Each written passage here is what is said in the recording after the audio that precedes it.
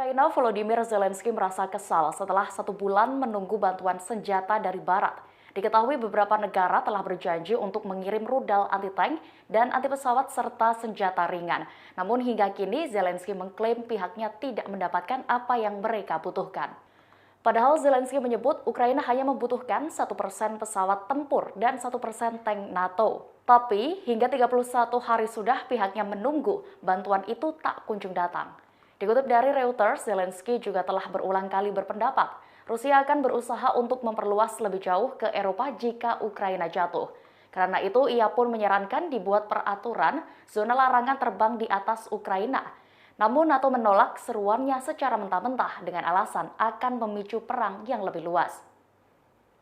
Zelensky pun kesal dan berujar tidak mungkin menghentikan serangan Rusia di kota Mariupol yang terkepung tanpa cukup tank, kendaraan lapis baja, dan pesawat tempur. Atas belum datangnya bantuan tersebut, Presiden Ukraina itu pun juga mempertanyakan sikap Barat. Zelensky bahkan menyebut apakah Barat ternyata masih benar-benar takut dengan Moskow dan merasa terintimidasi.